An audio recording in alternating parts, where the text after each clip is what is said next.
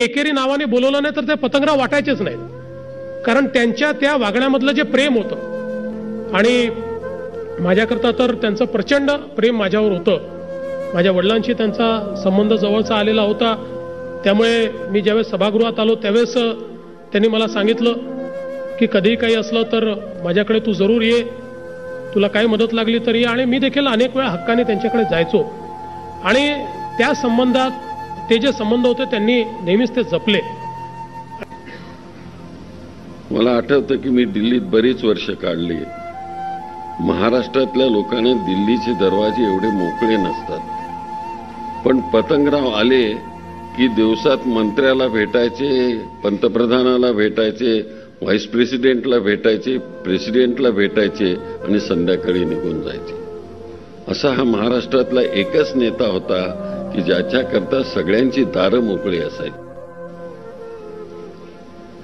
पद्मराव कदम जी ही एक ऐसे बड़े चिराग थे जिससे रोशनी न सिर्फ उनके डिस्ट्रिक्ट में, न सिर्फ उनके डिवीजन में, न सिर्फ महाराष्ट्र में,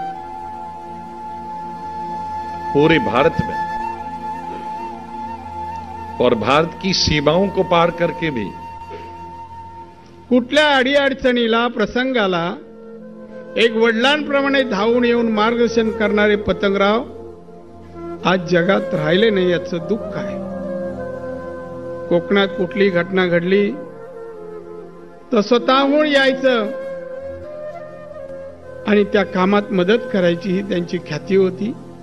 कोकणाबद्दल त्यांच्या मनात नितांत आदर होता. आर पाटील आणि पतंगरावजी दोघे एकमेकाच्या बाजूला बसायचे आणि पतंगरावजींना आम्ही नेहमीच सांगतो पतंगरावजी गोड खायचा नाही बा. दुपारी कॅन्टीनचं तिथे आलं काही खायला मंत्रिमंडळामध्ये तर आर पाटील आवरून सांगायचे पतंगरावजी गोड खायचं नाही, तुम्हाला शुगर आहे, बिलकुल खाऊ नका तुम्ही. म्हणजे एकमेकाविषयी एवढं जिव्हाळ्याचं सर्व नातं होतं की पतंगरावजींना सर्व सल्ला द्यायचं काम आम्ही करायचो मित्र म्हणून. आणि पतंगराव सुद्धा आम्हाला स्वतःच्या हक्काच्या नात्याने सांगायचे की हे तुम्ही जे करता योग्य आहे, हे किंवा हे अयोग्य आहे, असं केलं पाहिजे, तसं केलं पाहिजे. He was a man in Hari ज्याला म्हणून. अनेकदा पतंगरावजी बोलायचे, कधी कधी मलाही म्हणायचे अजित तू राज्याचा उपमुख्यमंत्री आणि मी मुख्यमंत्री, इतकं जोरात म्हणले सरकार चालेल असं गमतीनं ते बोलून दाखवायचे. अनेकदा काँग्रेस पक्षामध्ये ज्यावेळेस नेतृत्व बदलाचा विषय यायचा त्यावेळेस पतंगरावांचं नाव खूप वरच्या क्रमांकावर असायचं, चर्चाही व्हायची. तेवढ्या तोडीचं ते नेतृत्व त्या ठिकाणी होतं. उपेक्षित लोकांना अपेक्षित ठिकाणी घेऊन जाणारा, स्वप्न पाहणारा महाराष्ट्राचा नेता मुकला.